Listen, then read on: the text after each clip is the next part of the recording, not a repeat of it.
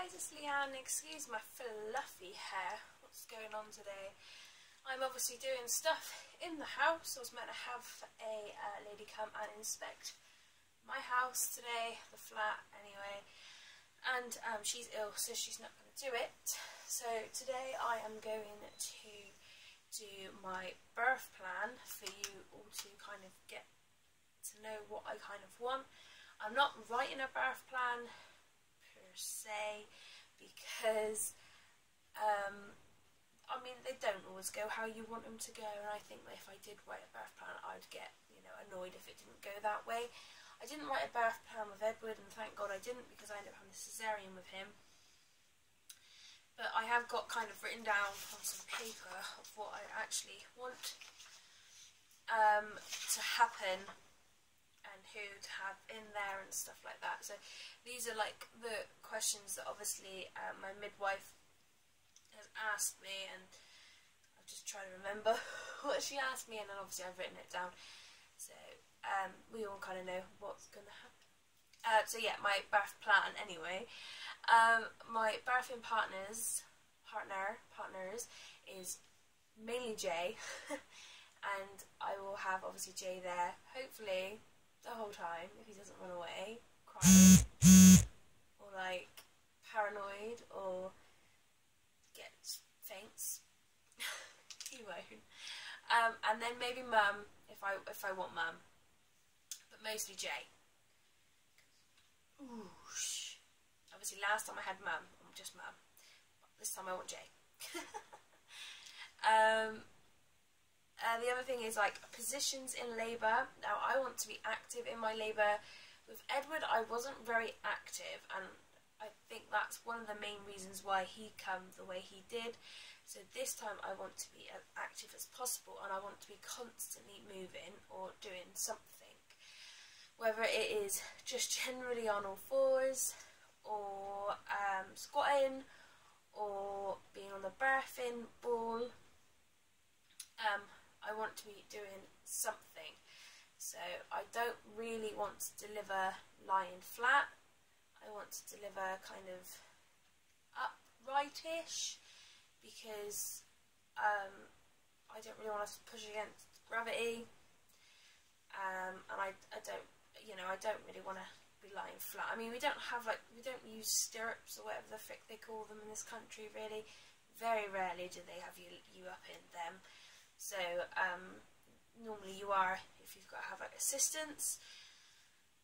But yeah, I want to be kind of squatting and stuff, which would be really good. Pain relief, I plan on having nothing. Nothing. I had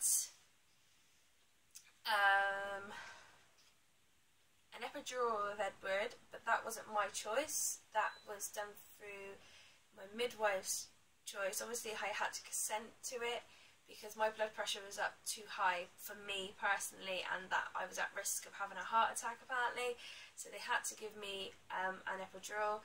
I would have happily gone on without the epidural, but they obviously had to do it to lower my blood pressure because it was dangerously high. So this time I am hopefully if labour kind of moseys on and is quicker than Edward's, I'm pretty sure I'm going to be able to cope with the pain. I coped with 5 days or 4 days of it with Edward. I'm pretty sure I can cope with like 12 hours of it with this one. So I'm planning on nothing. Speeding up labour, so obviously if labour decides to slow down, no, they can't do anything. I can't have any drips or this Pitocin or anything like that. I'm not allowed any of that. That's not allowed. No, I'm not allowed that. I can't be induced neither. Obviously I've said this before, I can't have any hormone way of inducing my labour. The only things they can do is pop my water or try and give me the stretch and sweep. That's to be induced. For speeding up labour they cannot give me any Pitocin because of the risk of rupturing my scar and the baby getting distressed Edward got very distressed when they tried to give him, me the Pitocin with Edward, and yes, so that didn't end very well, so they're not allowed to give me anything anyway because of the risk of having a C-section, and obviously we want to try for a natural. So I guess if labour slows down, the only thing they can do is move me to try and speed it up again, and obviously if it doesn't speed up, then I've got to have a caesarean. Bath pool, I cannot go in the bath pool either, because that's very sad. And that's down to the next thing, is monitoring baby. I have to be monitored constantly. For the whole time I'm in that labour ward, I have to have a monitor strapped to my belly. But I've had words with my midwife, and I've said about how I want to be active. I cannot be lying down. I need to be moving around, otherwise it's going to be like Edward, and the baby is not going to come out very easily. I say all this, but I'm probably going to be lying in bed going, I don't want to be here anymore. And she said that I can move around, I can rock about, I can squat, I can kind of sit on the ball. But I'm only allowed to go as far as the monitors will let me. So if the leads don't go very far, I can't go very far, and I'll be sat right by the monitor. So that sounds all fun. First stage of labour, which is obviously delivering the placenta. I'm probably going to have that injection. I'd never even looked into it. I don't even know what it does. Just know that it makes it hurry up. So really I should look into that. But yeah, like the baby will have its vitamin K injection when it's born. I don't even know what that is. You know, they asked me if I refused most of my injections this time anyway, like generally being pregnant. Like now they kind of chuck you having your flu injection at you. I've not even had a cold this winter, so I'm not going to take a flu injection for no reason. That it probably, most people I know that have a flu injection get the flu after having that, so I'm not going to have that. And then they're trying to force this whooping cough thing on you as well, because a couple of years ago a couple of babies died because of having whooping cough. Well, a couple of babies die all the time from having whooping cough, and a couple of babies die from having lots of different things, you know, each year. It's the same as cot death, bless them, but they're like, you can't have this or this or this or this because it's up to your chances of having a cot death. But they don't know what causes cot death, but they're saying you can't have a bumper, which obviously, yes, if you know, because they can tangle up in a bumper, they can. But, you know, you can't do certain things, you can't have certain things because it can risk of cot death, but they don't know what causes cot death. So that they're giving you information on something they have nothing about, and so that, you know, this whole whooping cough thing, they were like, you really should have it because baby builds up its own immunity towards it. You have no immunity, whooping cough. And I'm like, it has a whooping cough injection 8 weeks after it's born, and Edward never got whooping cough, and I've never met a single person that child has had a whooping cough. So stop trying to push more injections on me and trying to pump more crap into my body that I don't really want pumped through my body. So yes. Let's stop this now. Yeah, baby will probably have the vitamin K because every baby I've probably ever known has had the vitamin K injection. I don't know what that does, so I really should look into stuff like this. But just for the time being, just because I have not done any research on it, obviously baby will have the vitamin K injection.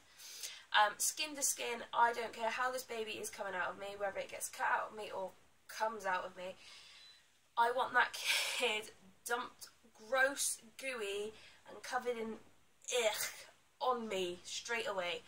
I never got a first cuddle with Edward. I never held him when he was full of gross. I never saw him when he was full of gross. You know, I missed the whole of that, so I've never had that experience.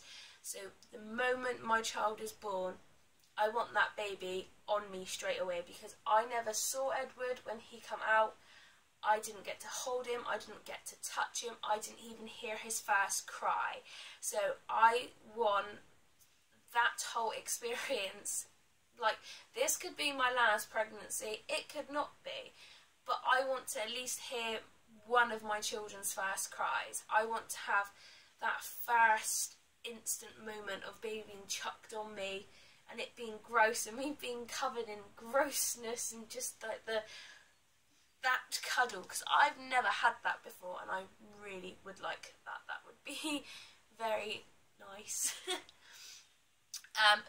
Feeding baby, I'm going to breastfeed again. Hopefully baby takes pretty well. Edward took pretty well for being in like the care unit for 4 days. That child never lost an ounce.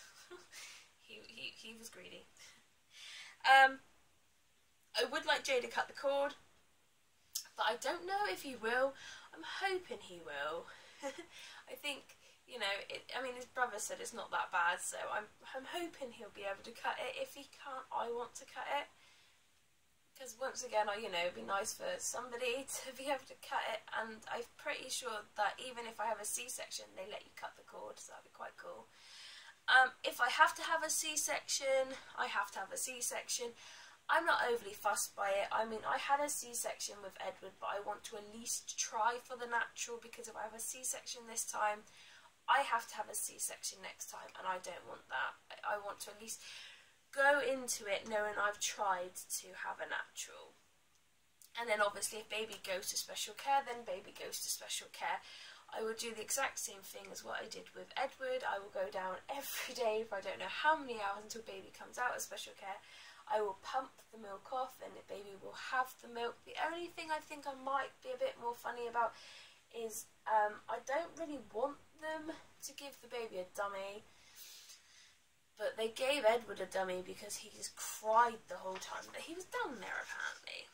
So, but that is pretty much my birth plan, which is not exactly a birth plan, it's just what's in my head. So, thank you for watching, guys. See you all later. Bye-bye.